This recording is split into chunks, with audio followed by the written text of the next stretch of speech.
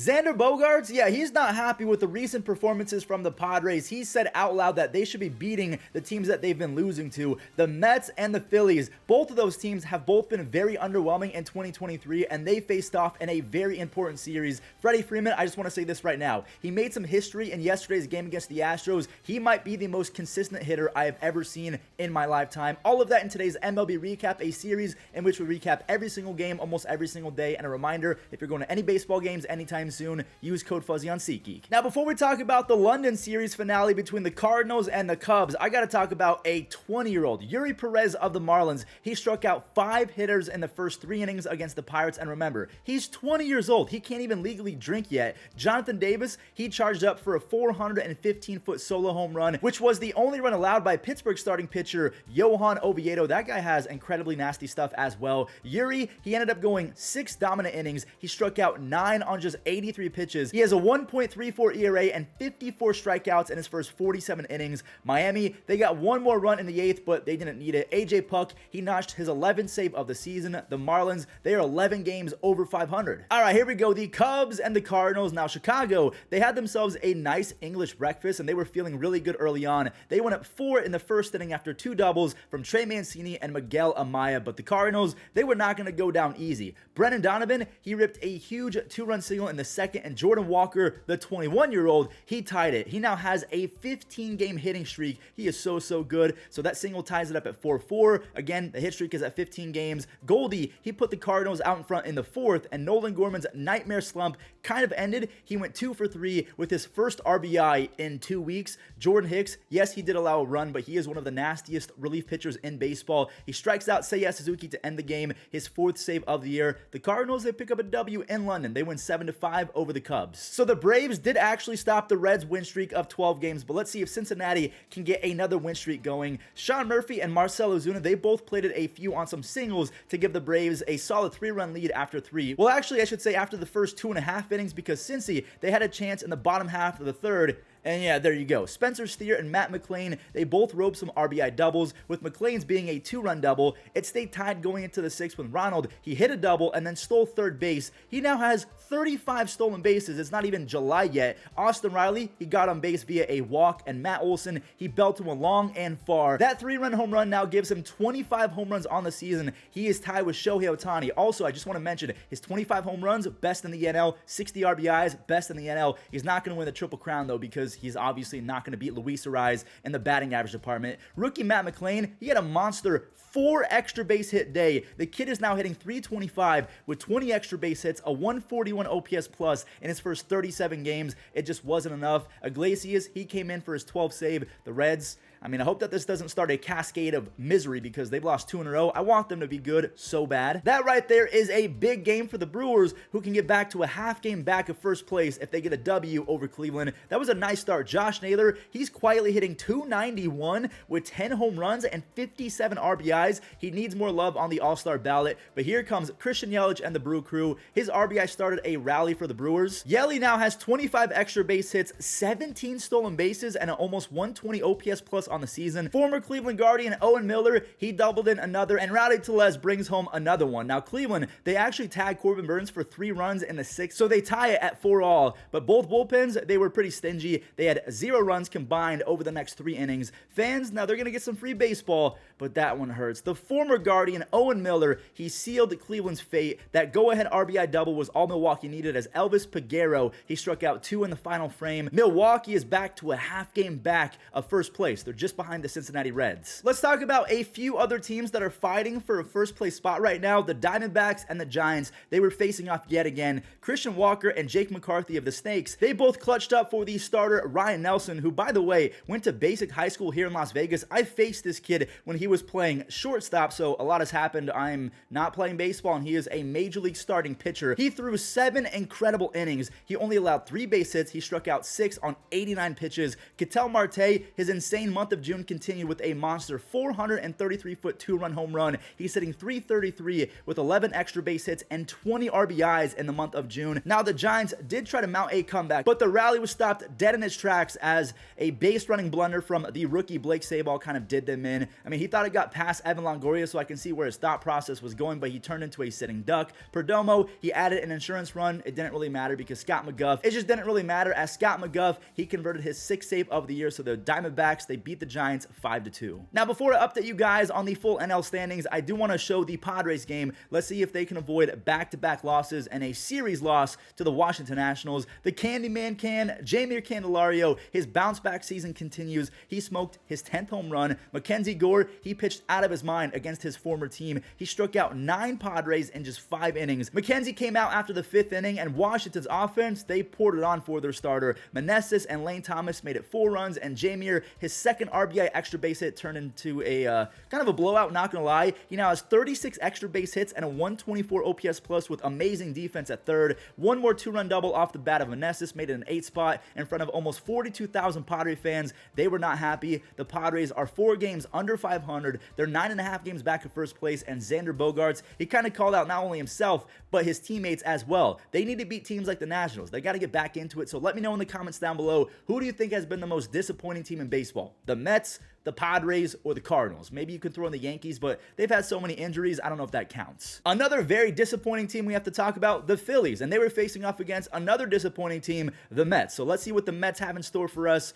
Oh, God, it's going to get crazy later on. Okay, anyways, Trey Turner had a big day. He is one of the handful of players over the last few years to have a home run and 2 stolen bases in a single game. Speaking of 2s, Pete Alonso drove in 2, but that lead was short-lived as Trey knocked in another run, only to have Brandon Nimmo and Francisco Lindor team up to reclaim the lead. Lindor, he's only hitting like 220 or something like that, and he's striking out a lot more, but he has 15 home runs, 52 RBIs, and defensively, he has a 4 DRS, so that is really good. Trey, he manufactured a run in the 5th, and after Pete Alonso ripped his 24th home run, the Mets defense and their arms, they completely imploded. Brett Beatty's error allowed Philly to score, and what are we watching right now? That's a bases loaded walk, okay? That is a bases loaded hit by pitch, and if it couldn't get any more embarrassing, there's another bases loaded hit by pitch, 3 consecutive free RBIs to the Phillies. That final hit by pitch was the difference. Craig Kimbrell came in for a 1-2-3 9th inning. He strikes out 2 Mets. The Mets fall to 7 games under 500. To me, they are the most disappointing team in all of baseball through the first, 70 or 80 games. The final NL team I want to talk about before we talk about the NL standings as well as the other AL teams in baseball, Game 3 of Houston versus LA. It's been a pretty fun series thus far, but the Dodgers,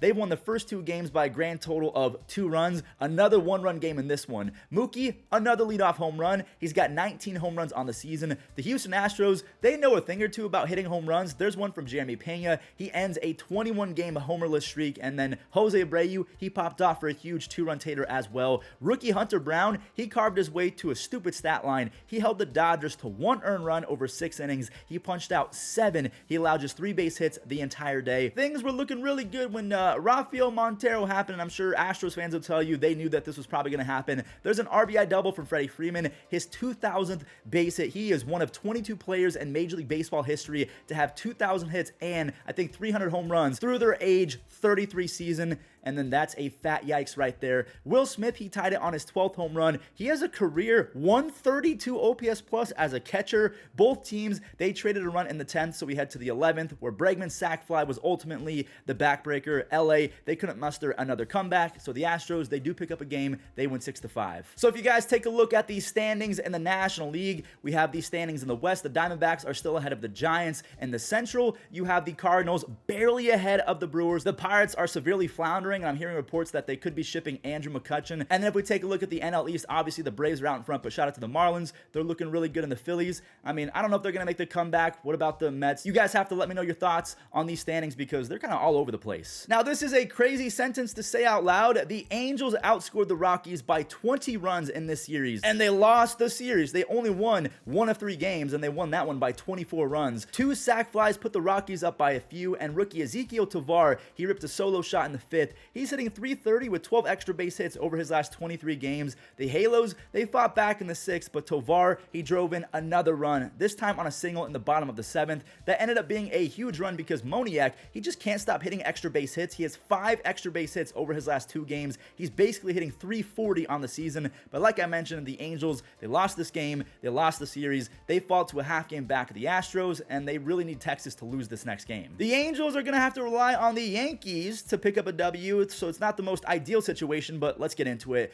Ooh, that's off to a bad start. Seager, he's showing Yankees fans what they could have had, and Jonah Heim, he won't stop the leading baseballs. As a catcher, he has 11 home runs and 55 RBIs while hitting .285. That's disgusting. This game was all Texas through 2. Well, hang on a second, because DJ, he said not so fast. He got the Yankees right back into it on a big RBI double, a 2 RBI double in the bottom of the second, and we need more of that from DJ because he's making $15 million to hit .230 with a .286 on base percentage. We got to hold him accountable. He's been terrible. The score stayed 3-2 for a while, and of course, Jake Bauers is the guy to save New York. His first hit of the day played a 2, and Stanton, he added an insurance run later on. The Yankees, they sent out Michael King in for the 9th, and he made it look easy. He strikes out 2. He has 5 saves. That is a big-time W for not only the Yankees, but also the Angels and the Astros. The Yankees, they've won 2 in a row. The Orioles and the Mariners, Kyle Bradish of Baltimore got off to a rough start. He allowed an oppo taco to Santander, he caught that ball. That was a little payback. A couple days ago, J-Rod, he actually robbed the Orioles of a home run. Okay, on that swing, Kyle Bradish actually gave up a 2-run tank, but that's Cal Raleigh. You got to shake that off. All he does is hit home runs. That's why they call him the big dumper. And shake it off, Kyle Bradish did. Anthony Santander, he gave his pitcher some confidence, not only defensively, but this time in the batter's box. He now has 14 home runs and 47 RBIs. A fielding error allowed Baltimore to steal the lead in the 5th, and Bradish, he locked in after that second inning 2-run home run to Cal Raleigh. Bradish, he went 7, striking out 7 M's along the way.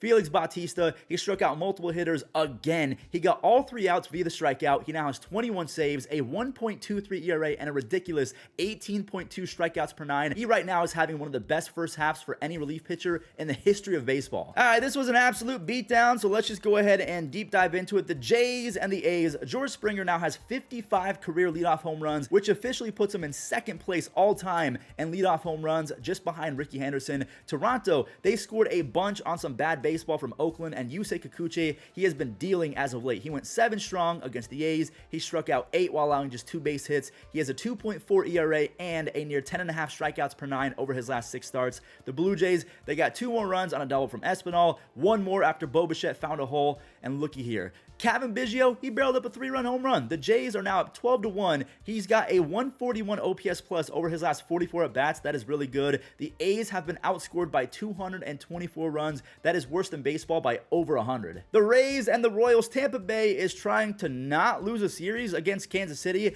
Jose Siri, he's having himself an insane season. He has 14 home runs and 3 outs above average in the outfield. Kansas City, they tied it in the 4th because rookie Michael Garcia, he has been extremely impressive. He's hitting .280 with a .355 on base percentage, 11 stolen bases, and 4 defensive run saves in just 45 games. Unfortunately, though, that was the only run of support that Kansas City could have gotten off of Tyler Glasnow because he struck out, I can't believe this, actually I can't because he's Tyler Glasnow. 12 hitters over 5 innings, 12. He has a 13.3 strikeouts per 9 since 2020. Daniel Lynch, he was very good for the Royals. He held Tampa Bay to just 1 run. Unfortunately, though, he came out and the Royals bullpen kind of folded. The Rays got 1 on a wild pitch and another one on a sac fly from Harold Ramirez. Pete Fairbanks now has 8 saves, and the Rays, they're nearly 30 games over 500. They're 27 over right now. So we just talked about how Jose Siri has 14 home runs and 3 outs above average, which means that he's playing sick defense and he's got elite power. Luis Robert Jr. is putting up an even crazier dual threat season. That's his 20th home run of the year. 20 home runs. Andrew Benintendi, I'm going to show this real quick. He doubled in 1 more. Right before Luis, he teed off again. He has 21 home runs and 8 outs above average defensively. He's the only human in baseball with 20 doubles, 20 home runs, and he wasn't even top 20 in All-Star voting. White Sox fans, you let that man down. Kenyon Middleton, he gets another save as the White Sox, they've won 2 in a row, but I wanted to give Luis Robert a lot of shine because White Sox fans, they've given up completely. The Twins and the Tigers. Donnie Barrels, he found a barrel in the 3rd inning. By the way, Donnie Barrels is Donovan Solano's nickname, one of my favorites in baseball if you're unfamiliar. Detroit, they immediately answered with a huge 3-spot off of Bailey Ober, but that was it for a while. So we're going to go ahead and fast forward to the 8th inning where Minnesota, they picked up a run after a costly error from Nick Maton, who now has -9 DRS on the season. He actually was sent down to the AAA squad after this game. So that allowed a huge 10th inning rally for the Twins where Royce Lewis, he knocked in Carlos Correa. Willie Castro, he drove in another versus his former team, so that's got to feel great. And Vasquez, he drove in 1 more. Johan Duran, he has 11 saves. Minnesota, they are 2 games ahead of the Guardians for 1st place. So that does it for today's MLB recap. If you watched all the way until the end, I appreciate you. Thank you all so much for the support, and I'll catch you guys in the next one.